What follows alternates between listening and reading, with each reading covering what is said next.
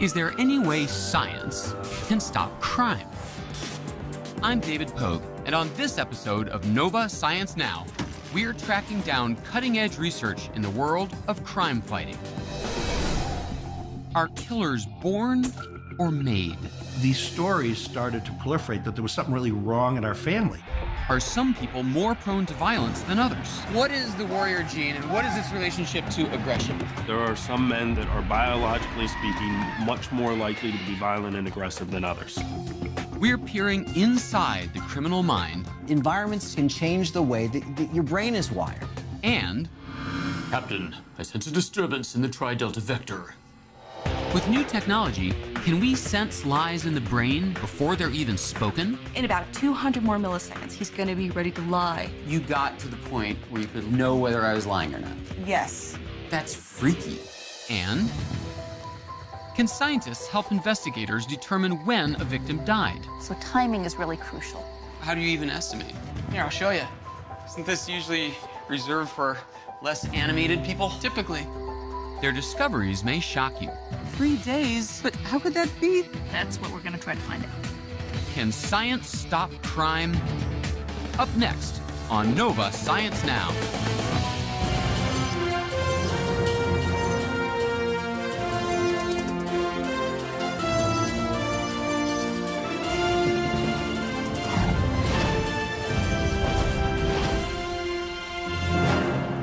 Funding for Nova Science Now is provided by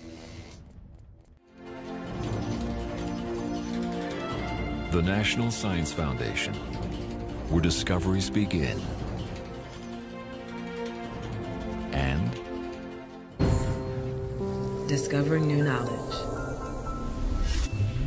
biomedical research and science education, Howard Hughes Medical Institute, HHMI, and the Alfred P. Sloan Foundation, supporting original research and public understanding of science, technology, engineering, and mathematics, and the George D. Smith Fund. And by PBS viewers like you, thank you.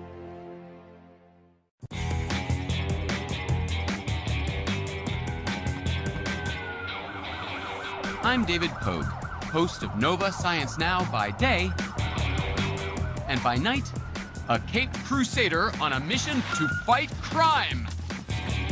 Okay, not really. I had no idea that getting a perm was such a complex operation these days. But I am on a mission to find out if science can stop crime. Is this an eBay hair salon purchase here? But this isn't all fun and games.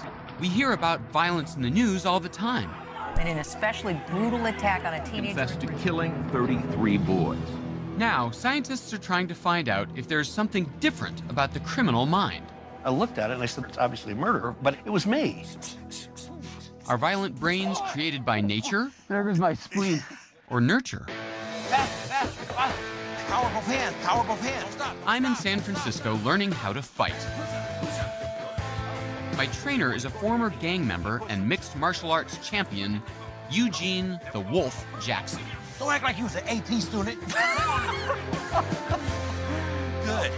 We got the warm-up out the way. Jackson teaches teens to stay off the streets by taking their aggressions out in the ring. One of Jackson's most promising fighters is his own son, Nico. In the ring, Nico is a feared fighter, the top of his division after only 2 years of training. It's me versus you. Who's the better man? Like, only one of us is going to walk out with our hand raised, and I love that. Oh my God! That's so loud? He was shook, cutting off his blood. But as a young teen, Nico's urge to fight got out of control. In my first year of high school, I started straying down the wrong path. He got caught up with the notorious Taliban gang. Local, county, state, and federal agencies teamed up to target these violent gang members they say are responsible for murders, assaults. We all know people who seem more violent than others, with shorter tempers and less self-control. What causes aggressive behavior? Is it their upbringing? Is something wrong with their brains? And most controversial of all, could violence be in their genes? There's there's obviously some aggression on display here. Right. Criminologist Kevin Beaver analyzed the genetic profiles of more than 1,000 young men and examined their criminal records, and says he found a pattern. There are some men that are biologically and genetically speaking much more likely to be predisposed to be violent and aggressive than others. If that's true, is it possible that Nico is one of them? Nico's DNA has been analyzed, and he carries a controversial gene that, according to some reports, has been linked to violence. It's been nicknamed the warrior gene. I try to avoid problems as much as possible, but I have a limit when reached that I just flip out, red line a little bit. Is it really possible for one gene to have that kind of impact? It turns out the so-called warrior gene is actually one version of a very important gene called MAOA. The gene works in the brain, helping to control chemicals called neurotransmitters that allow brain cells to communicate with each other.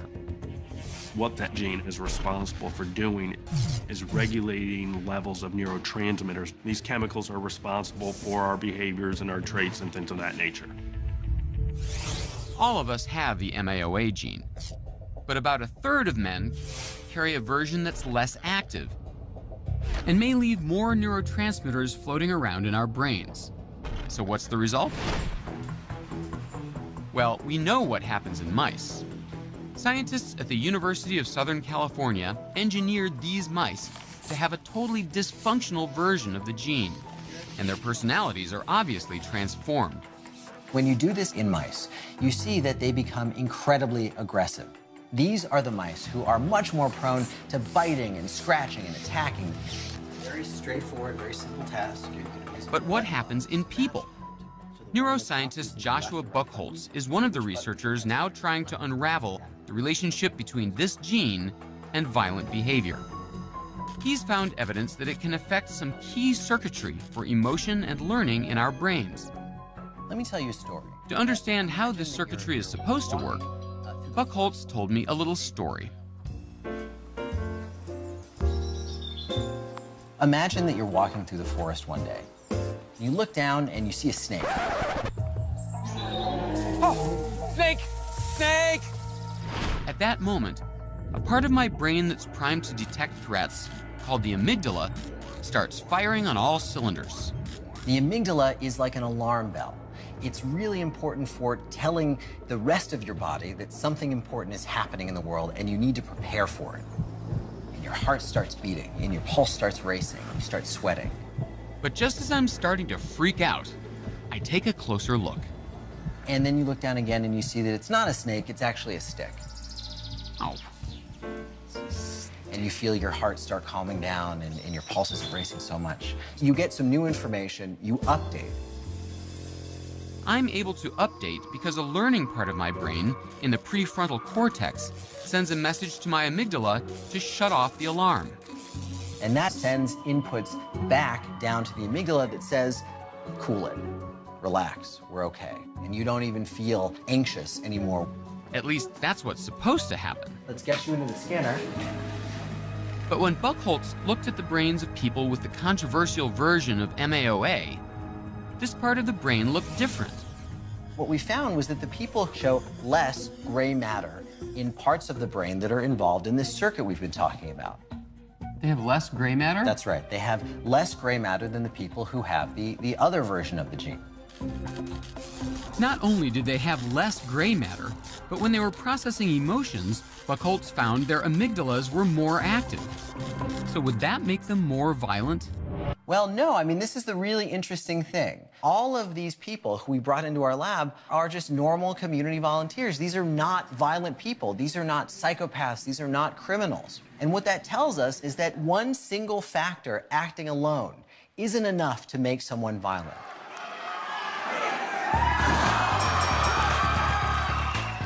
So even though about 1/3 of men, including Nico, have the so-called warrior gene, that doesn't make them aggressive.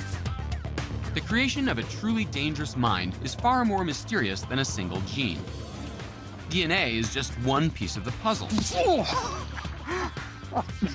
Oh, there goes my spleen. So what are the other pieces? Wow. Few people have pondered this mystery more than neuroscientist James Fallon. Fallon has spent more than a decade studying the brains of violent killers. But a few years ago, his work took an unexpectedly personal turn when he discovered that his own family has a lot of blood on its hands. These stories started to proliferate that there was something really wrong in our family. The Fallon clan includes nearly a dozen murderers, spanning more than 3 centuries. Suspected axe killer Lizzie Borden was a cousin. That's not cheating, it's gamesmanship. Curious, Fallon had his immediate family tested for the so-called warrior gene. And it turns out that he, his mother, his wife, and their son James all have it. Next, Fallon investigated a collection of brain scans he'd gathered while working as a consultant on criminal trials. Compared to non-criminal brains, the murderer's scans appeared to show abnormal circuitry in the emotional part of the brain.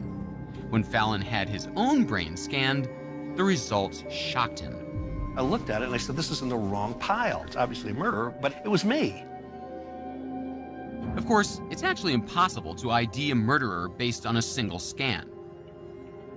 But Fallon saw a pattern of activity that suggested that he had the same unusual brain wiring as the criminals. It was disorienting, but it was like, oh, I got the joke. The joke is on me. I've been studying this stuff, and I got the pattern. Still, Fallon might be an aggressive Scrabble player, but he is not violent. The question is, why not? Fallon himself believes he was biologically at high risk for a violent life, but that those negative factors were trumped by an overwhelmingly positive childhood. I was really loved like a golden child, and it must have just negated the effect of all these other violence-related genes and everything. But could environment really counteract the negative effects of high-risk genes and brain structure? And what really goes on in a violent mind? Scientists at Brookhaven National Laboratory are trying to answer just these kinds of questions by investigating explosive, violent personalities compared with calmer folks. And I've signed up to be one of their crash test dummies. Do you have this in a 44 long? Scientists here are doing comprehensive studies on hundreds of volunteers. 300? Oh, sorry. Thanks a lot. They run a battery of tests, analyzing personalities, genetics, and family histories. Before we start, can you hold my brain? They're trying to discover how these factors and our environment may impact aggression. I get the 3rd degree in a behavioral analysis called the Buss-Perry Aggression Questionnaire. What we're going to do is use a scale from 1 to 5, okay? That's a fancy name for asking really personal questions. Okay. People often joke about me when I'm not around. 2. Sometimes I'm so envious. I typically don't agree with others. 1, I have no 3, problem letting my friends suddenly get very mad, but it only lasts. 1. I often feel like a pressure cooker. Pressure cooker. Why do you people always ask me this? You can see here that it's time. Luckily, my results show my aggression levels are normal. But sifting through hundreds of profiles, lead investigator Nellie Aaliyah Klein looks for clues to what causes some people to have hair-trigger tempers. Is there a scale? Is there a Richter scale for anger? Are there specific medical terms for these different degrees? There are people who intermittently explode. They feel anger on a regular basis, and then when there's a confluence of events that provoke them in certain ways, then they lose control and they explode. Hey, stop, man! Don't hurt him. Nellie Aaliyah Klein says this extreme form of anger that we sometimes see on the news is called intermittent explosive disorder, or IED. It's estimated to affect as many as 16 million Americans. And incredibly, Aaliyah Klein can see how IED affects the brains of her test volunteers. She uses PET scans, or positron emission tomography, to measure activity levels in different parts of the brain. Here on the left, with these scans, she compares the average activity for 2 groups. People with high levels of aggression, including IED, on the right, and those with low aggression on the left. We call these blobs. And what they tell us... That's the technical term? Is, yes. Blobs. And what they tell us is that's where the activity, the brain activity, is happening in these specific regions of the brain. The more violent brains have big yellow blobs showing increased activity in areas including the premotor cortex, which helps control movement. This area often lights up when we're anxious and perceiving a threat, so we can get ready for action. What's surprising is that the brains of highly aggressive people appear raring to go even when they're not doing anything.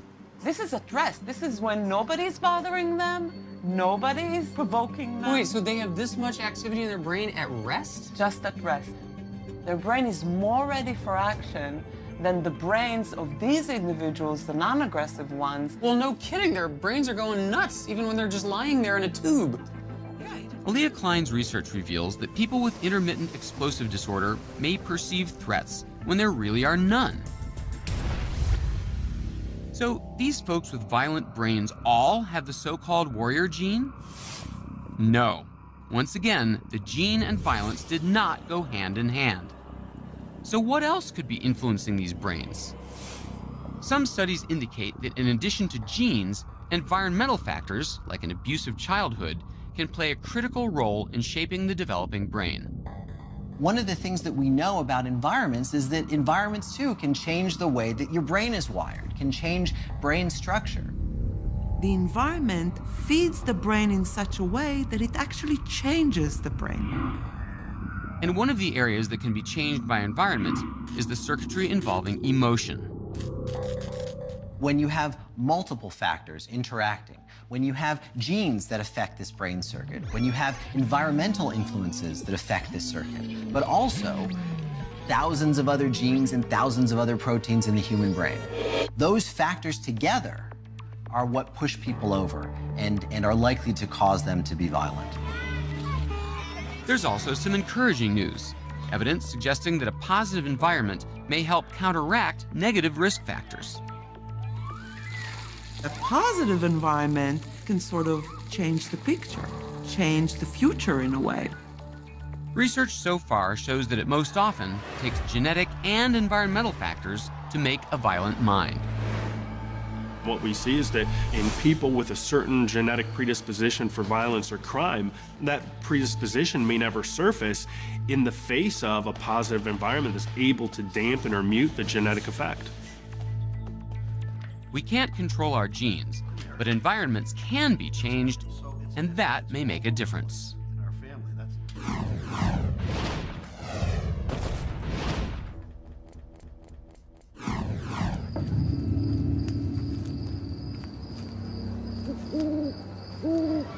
My next stop takes me on one of my most disturbing missions ever. I'm at a special research site at Texas State University, where scientists study what happens to human bodies after they die. Tell me again why you put dead human bodies in this field. Well, we're really interested in asking questions about time since death, decomposition, and the best way to do that is to actually simulate a crime scene or a death scene. So that's what we're doing. We need to be careful where we step. There are rattlesnakes out here. Oh, great. Now we got rattlesnakes. Yeah, this is Texas. So there are different kinds of search strategies. Forensic anthropologist Michelle Hamilton and her team have laid out the remains of people who donated their bodies to help solve some big mysteries. How do different environments affect and alter decomposition? And when confronted with a corpse, how accurately can we determine when someone died? Here's something. Oh my gosh. Please don't tell me that's hair. That's hair. Wow. Is this a he or a she? This is a she. And you know that because you guys put her out here. She donated her body and you placed her here. Exactly. So how long do you think the skeleton has been out here? Oh, 9 months, a year. You know, I think 6 months to a year is a good guess when you see a skeleton in this state. But it's wrong. Yeah, this individual 3 days ago was fully fleshed. 3 days? But how could that be? This thing is bleached, dry bones and scattered all around. There's nothing left. That's what we're going to try to find out. In a real crime, my mistake could be critical. Knowing how long it is that a body has been out and decomposing will help us for things like putting a perpetrator at a scene. So timing is really crucial. They may have an alibi for a specific time, and if our time of death estimate is wrong, then that person may never get caught. I tentatively placed the time of death at 2 to 4 months ago. But with the stakes so high, how do experts actually estimate time since death? She died within the last 12 hours.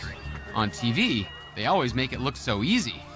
I estimate time of death at or around 4 days.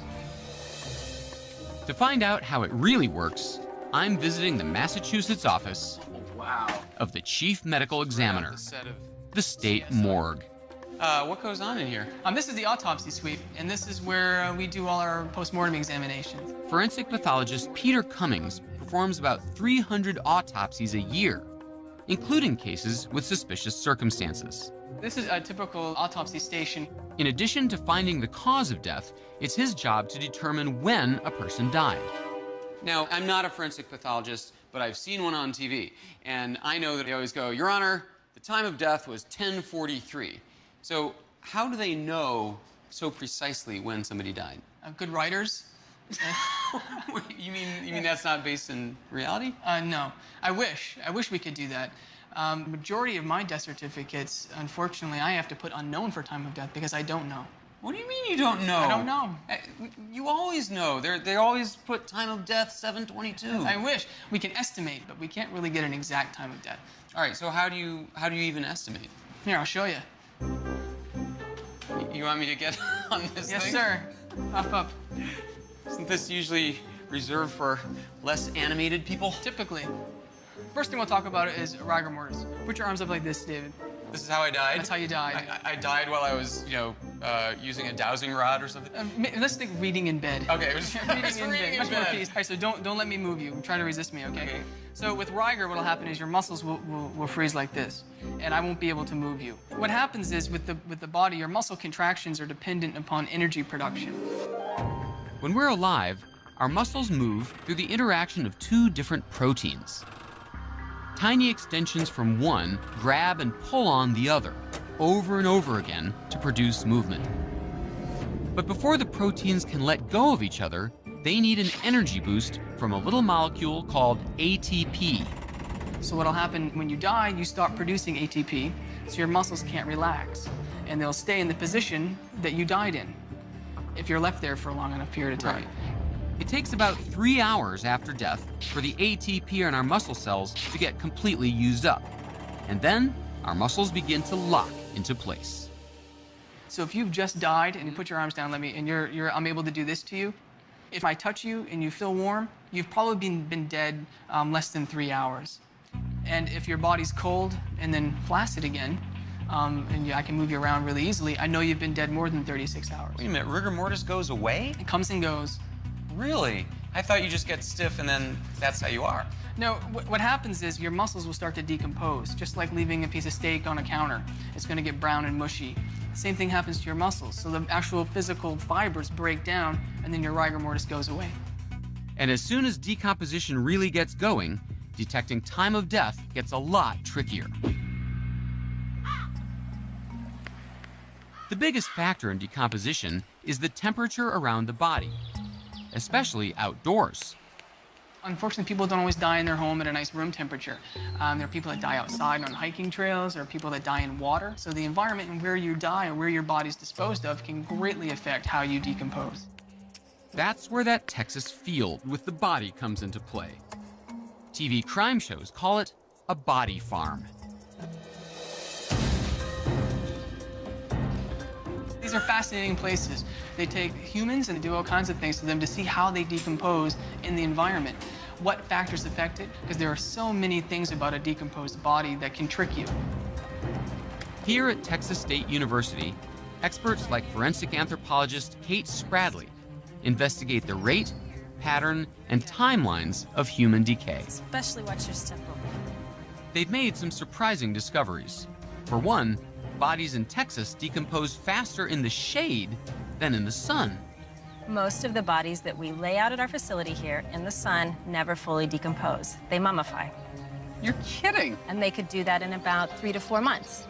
But in the shade, where there's less light, tissue is consumed more quickly, like on this pig carcass. The culprits come from flies, which land on the body almost immediately and start laying eggs. So if we come over here and look under the limbs, we might find something here.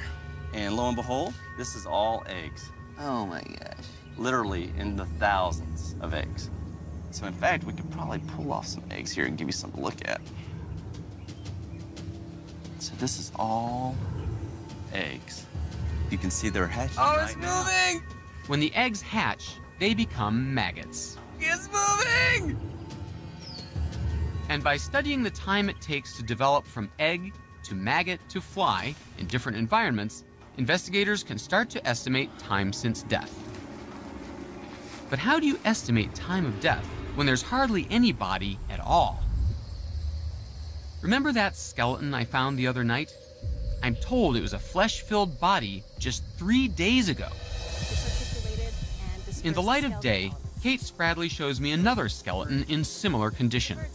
So what you see right here, the mandible, the lower jaw of the individual we used in our study. Wow. This was where we placed our body donation. This is where the body was? Where there's nothing now but a lower jaw? Where there's nothing now but the lower jaw. And then if you look over here, you can see the bleached white bones, and those are the disarticulated and dispersed skeletal elements. Incredibly, the bones are now 20 feet from where the body was placed. What could scatter bones and consume a body so quickly? Spradley had to find out. It was not characteristic of anything that we'd ever seen before. So she set up a motion-sensing camera and put a pig carcass out to discover what happened. And this is what the camera recorded.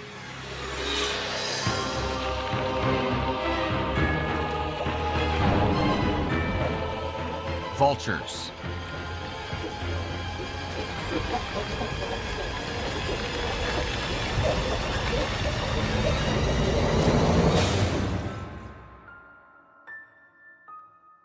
The fact that vultures can reduce an entire carcass to skin and bones is no surprise. But their speed and efficiency were a revelation to the Texas team. So it took science to tell us that vultures come and eat dead bodies? Isn't that well known? It is well known.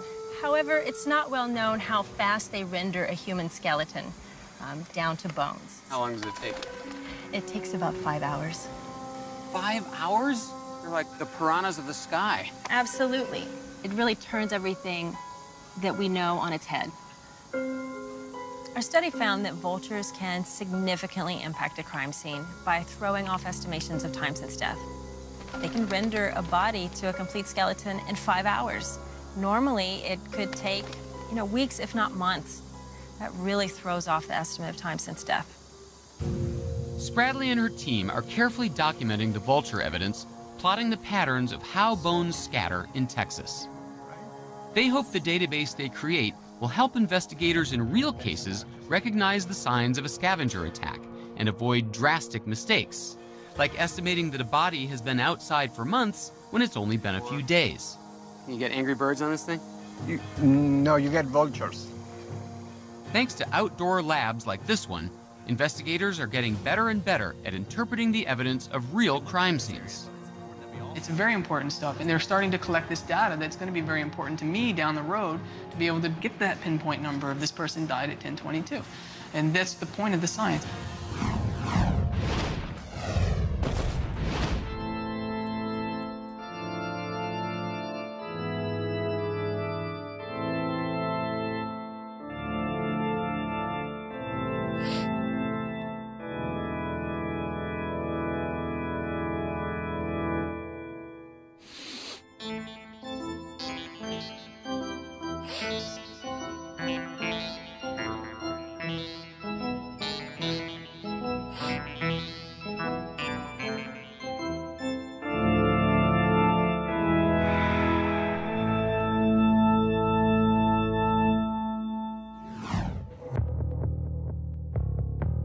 Did you plan with anyone to steal that money? No. How do you know when criminals are lying? Did you enter room M1 today? No. What goes on in the brain and the body when we don't tell the truth? Okay, have you ever been inside room M1? Yes. Can science detect the signals? Do you plan to try to lie to me today? No. And catch liars in the act? The hope that machines can detect lies goes back nearly a century to the invention of the classic lie detection test, the polygraph. Polygraph is incredibly controversial. People really don't have soft opinions on it. They either think it's great or they think it is utter hogwash. So how exactly does this 90-year-old test work? And how trustworthy is it, honestly? To find out, I've come to the National Center for Credibility Assessment, where the CIA and the FBI train all their lie detection experts. You are now in week 12 of your program. With the center's permission, I'm going to steal cold, hard cash and then lie about it.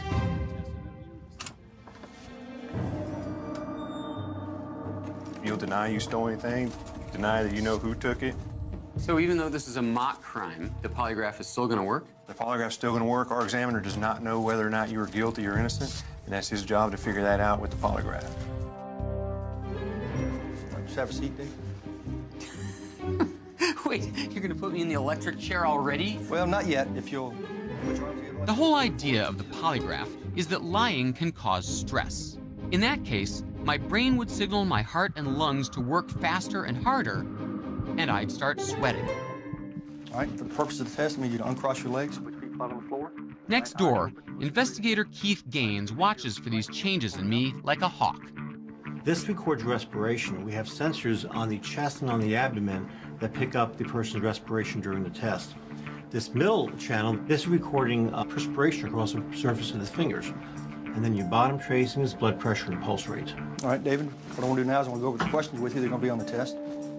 Wait, what? You're going to tell me the questions before the test? Yes. Well, doesn't that sort of give me an unfair advantage? I know what's coming. The purpose for reviewing the test questions is that we don't want to surprise the examinee with the test questions themselves, because the mere act of surprise can, in fact, cause reactions. But that's not what we see on TV and in the movies. Do you hold a grudge against Montgomery Burns? No. All right, maybe. On the screen, questions get asked once, and lies are caught right away. Good, because I got a hot date tonight. Hot date. Dinner alone. Not so in the real world. What we're very concerned with is reactions that occur with the same test question repeatedly over time. This is the real test? This is the real test. Okay.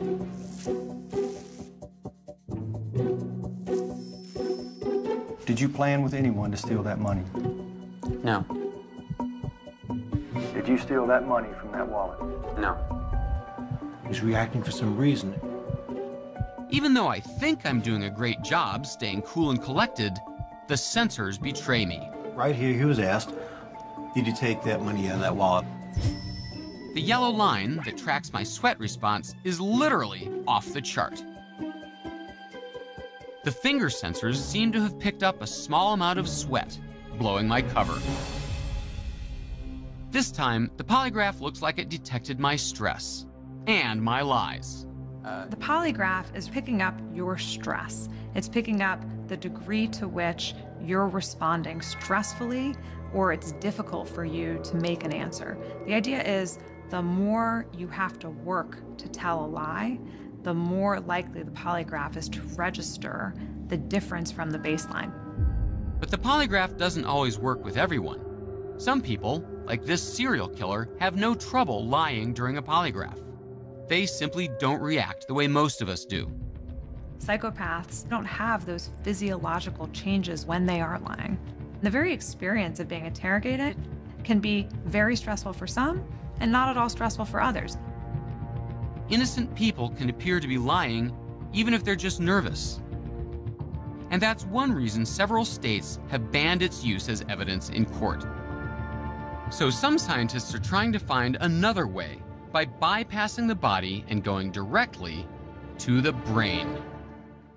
We can identify fear pretty readily, but can we identify whether somebody's being deceptive? My goal is to understand what the brain does while we're deceiving. Jennifer Vendemia and her team at the University of South Carolina are trying to identify deception at its very source. All of a sudden, I'm a melon. And today, the brain going under her microscope is mine. So what we're gonna do is we're gonna get a picture of what David's brain looks like when he lies and when he tells the truth. That picture will come from this net of 128 electrodes. This is the torture part. Each one picks up tiny electrical impulses coming from my brain cells. Brain cells communicate with one another by firing off tiny chemical and electrical signals in rhythmic pulses. When enough brain cells fire at once, the electrodes can pick up their pulses in the form of brain waves. Is this an eBay hair salon purchase here? To get the best readout, Vendemia must carefully map the electrodes by taking a picture of my head as I sit inside this weird contraption. It's like, Captain, I sense a disturbance in the tri-delta vector. Go ahead and hold very still for me. Finally, I'm ready to do some lying. Sitting as still as possible, I read statements on a computer screen. Then I have to press a button, declaring the statement either true or false. During this study, you're going to see sentences presented in the color red and sentences presented in the color blue. When the sentence is red, I want you to lie. And when it's blue, I want you to tell the truth. As I ponder each question and figure out how I'm going to respond, Vendemia scours my brainwaves in this color-coded circular map. You would think that when we're looking for deception, we're trying to find one moment of deception, one moment in the brain where the lie happens. But really, we build the lie over time. In the split second my brain is deciding whether or not to lie, Vendemia hunts for a particular kind of brainwave called the P300 that shows up as red blotches on her graph. The P300 is the result of any decision-making process. When a task is really easy, every process that results in the P300 kind of comes to closure all at once. The P300 brainwave fires when I make a clear and confident decision. This is about 200 milliseconds before he responds to us. This picture on the right, the truth-telling picture, all these red areas indicate that the process is done. In about 200 more milliseconds, he's going to tell us the truth. Whenever I decide to tell the truth, red blotches burst out across my brain map, even before I push the button to give my answer. But whenever I decide to lie, my brain seems to struggle a bit more. The different areas involved in the decision take a fraction of a second longer, and the red P300 often doesn't show up at all. On the left, he still has more processing to do before he's going to be ready to lie. It takes longer to lie because more processes are involved in deception. It's just harder to tell a lie than to tell the truth. Vendemia sees the same distinctive patterns with her other subjects. She says she can tell when a brain is coming to a quick and easy decision to tell the truth. On the right is truth. And when it's working a little harder, to lie. On the left is lying. You got to the point where you could look at the data and without seeing what the question was, know whether I was lying or not. Yes. You got to that point? Yes, absolutely. In fact, we got to that point with about 85.3% accuracy for you. That's freaky. This research is still very preliminary, and it hasn't been tested on psychopaths and others who may be able to fool traditional lie detection tests. Still, if lie detection is going to move forward, there's a good chance it will be in this direction, probing the mind in more profound ways and threatening the idea that our thoughts are exclusively our own. It is a bit terrifying because we all believe that our brains are safe, that our thoughts are safe, that we have something that we might call mental privacy. And the idea that I only share that which I want to share may simply be a nice, antiquated idea of the past.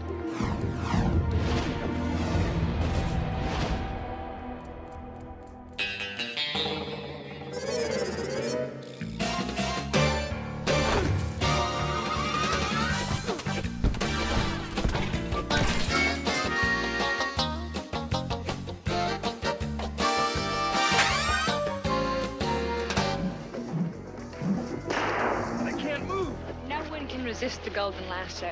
It compels them to tell the truth.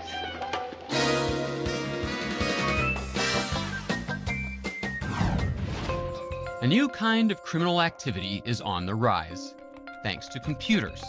It's cybercrime, and Yoshi Kono has mastered its tools. It's being called a security breach of staggering proportions. Yoshi could hack anything. If a bank says, our site is secure, in my head I'm always like, no, it's not.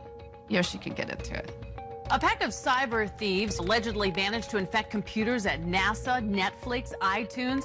He comes up with the most creative attacks and the most scary things you could imagine. Yoshi has hacked into cars, voting machines, even worse, the fear that an election could be hacked, and medical devices. Somebody could remotely amp up a heart device. Hacking can literally become a matter of life and death. These days, we're surrounded by computerized and networked devices. Yoshi sees each one as a potential doorway that he can break down and then take control of what's inside. The fact that everything has a computer in it is really alarming from a security point of view. And the fact that those computers are all generally on networks is even more so. The comment that people mostly say is, thank goodness Yoshi's on our side. Yoshi is a computer hacker. But lucky for us, he works for the good guys. Jokingly amongst the lab, we say, we're trying to save the world. As a security expert at the University of Washington, he's on the front lines of the fight against cybercrime. Our privacy is slowly eroding over time, and we need to either make a conscious decision to let it continue to happen or try to stop it. When we share some of Yoshi's research with friends or family, they're like, oh my God, I never would have thought about that. Where does Yoshi get these ideas? As part of his strategy, he's constantly trying to get into the heads of the bad guys. This is the ability to see the world the way an adversary might see the world. And if you look at the world this way, you're going to find weaknesses in the security armor everywhere. Even in the etched glass of an office door, designed to prevent people from seeing in. As a security person, the first question that came to my mind was, well, does it really work and is it possible to see through? Yoshi knew that the jagged surface of the glass was bending the light, making it hard to see through. If he could find a way to smooth the surface, he would be able to spy on someone. This was, as simple as actually putting honey on the surface of the glass. And just like that, with a drop of honey and a smooth layer of glass, Yoshi figured out how to straighten the light, make the glass transparent, and perhaps invade someone's privacy. This is a perfect example of how just looking at the world in a slightly different way, you can uncover potential privacy or security issues. By all accounts, Yoshi has been looking at the world this way for most of his life. I think I learned a lot about security and privacy in the real world from my parents. The need to always lock the door, the need to be cautious about, how you walk when you go off to school. Yoshi was a computer whiz from a young age. On the side, you see you're entering the world of cyberpunks, hackers, freakers, and programmers. Beware. He was fascinated by cryptograms, an old spy technique of creating secret codes. I was intrigued by cryptography because it had an element of kind of adversarial tension between me and the person who made this cryptogram. Can I figure out what they did to try to make this message secret so that I could try to solve it? Today, Yoshi leads a team of young security experts who are trying to outsmart their adversaries, any potential computer hackers with ill intent. It's always an arms race. You're trying to stay one step ahead of the criminals, and the criminals will try to stay one step ahead of you. Yoshi's team has the know-how to hack into pretty much any machine that broadcasts or receives digital information wirelessly. Yoshi believes if it's connected to the outside world, then there's no such thing as an unhackable computer. Like the Nike Plus iPod Sport Kit, a gadget designed for runners to put in their shoes to help track their speed and distance. And it really was an example of a technology that pervades our life in different ways than a traditional laptop or a desktop. Yoshi figured out how to hack into the signal sent out by this tiny transmitter and keep tabs on anyone wearing the device. There she is. I see her, the sensor on my laptop. And the news took notice. It's one of Time Magazine's Gadgets of the Year. But it also has a serious security problem that could leave innocent users vulnerable to invasions of their personal privacy. But Yoshi's goal isn't to make us all paranoid. Instead, he wants the makers of these devices to plug their security holes before they go on the market. Even if you don't have the sport kit, there's a good chance you're carrying around something else that could compromise your personal data without your knowing it. New generations of passport cards and enhanced driver's licenses have computer chips that Yoshi and his team have been able to read, some up to 50 yards away. We as consumers need to be aware that our privacy is being exposed by the technologies we have on our bodies and around us. And it's not just your privacy that Yoshi is trying to defend. If a machine is controlled by a computer and connected to a network, then hackers could potentially take over the reins. Even a machine as complex as a car. The car project was one of these examples where we look at an existing on-the-market device to see if it's vulnerable to attack. Essentially, could we hack the car and control it remotely? You might not realize it, but if you drive a car made in the last few years, it's full of computer software. We have computers controlling the brakes, the steering, the door locks. You can also order some cars with built-in cell phone systems designed to connect to operators in an emergency. There are cars that can call 911 for you if you get in an accident. Yoshi saw the car's cell phone as another potential security hole, one that could serve as a portal to a vehicle's computer system to be exploited by a cyber car thief. If someone else can use that remote connection to do security attacks, it makes you a lot more vulnerable. Yoshi and his team set out to hack into one of those cars, so the first thing they do is buy one. They want to see if their car's phone can give them a direct line to its computer system.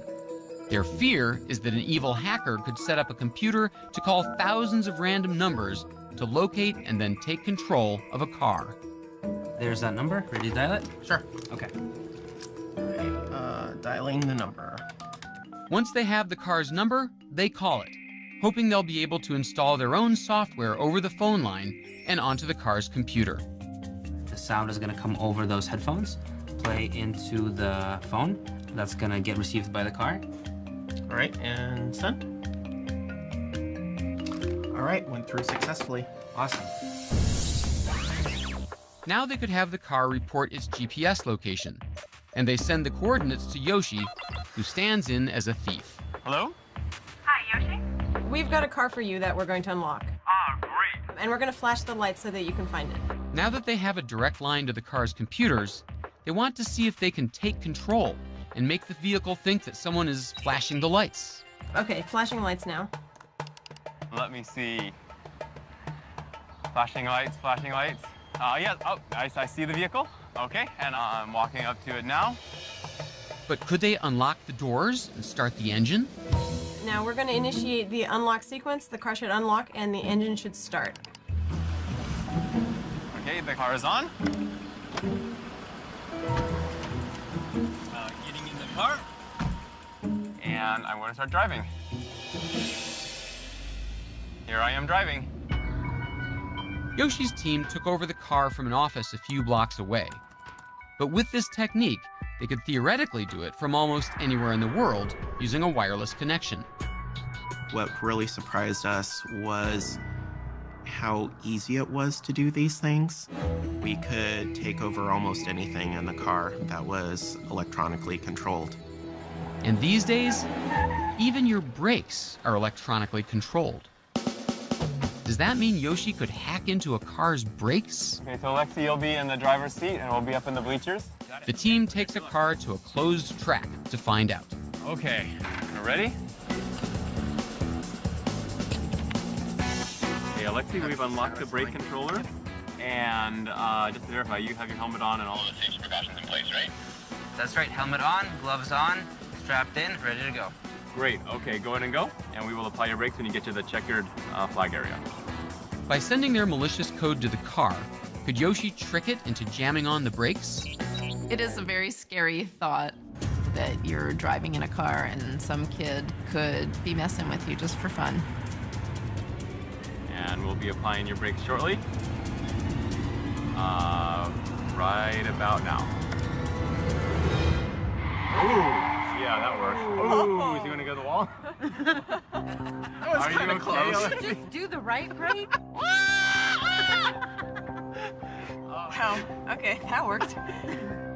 What Yoshi can do looks pretty scary, but it's the result of months of painstaking research by the sharpest minds in the security business. We don't believe that there are hackers out there attacking today's cars. Our goal really is to show that these kind of attacks are possible so that the manufacturers of the cars and the government and the various policy organizations take it seriously for the next generation of cars. Yoshi is one of our most vigilant guards against cybercrime. He's consulted with government and industry, even companies like Microsoft, pushing them to examine things like car security, electronic voting, and the safety of implantable medical devices.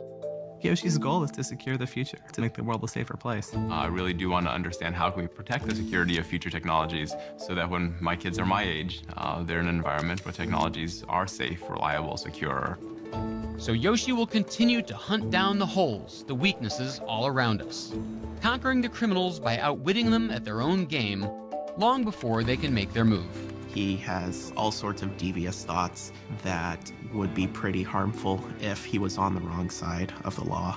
We thank our lucky stars that Yoshi's on the side of the good guys. It's a good thing, because when Yoshi looks at the world, he sees a lot of hacking left to do. You see computers in transportation systems, stoplights, our power distribution grids, the sewage and water lines, airplanes. There's computers everywhere, and I think we've only begun to scratch the surface.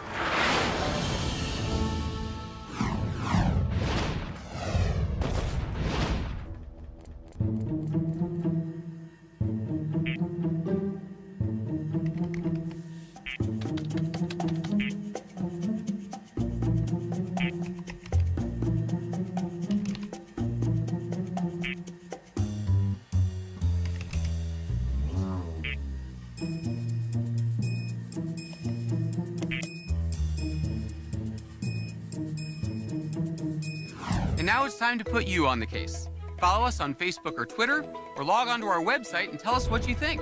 You can see any of these stories again, you can watch exclusive short web videos, you can hear from our experts, or you can check out our web-only series, The Secret Life of Scientists and Engineers. You can find it all at pbs.org/NovaScienceNow. The vultures! The vultures! They're coming! Funding for Nova Science Now is provided by the National Science Foundation, where discoveries begin. And discovering new knowledge. Biomedical Research and Science Education. Howard Hughes Medical Institute. HHMI. And the Alfred P. Sloan Foundation, supporting original research and public understanding of science, technology, engineering, and mathematics. And the George D. Smith Fund. And by PBS viewers like you. Thank you.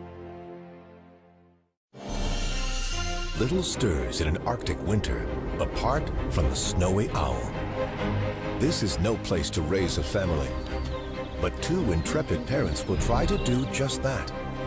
And how it's done is the snowy owl's greatest trick. This Nova Science Now program is available on DVD. To order, visit shoppbs.org or call 1-800-PLAY-PBS. Nova is also available for download on iTunes.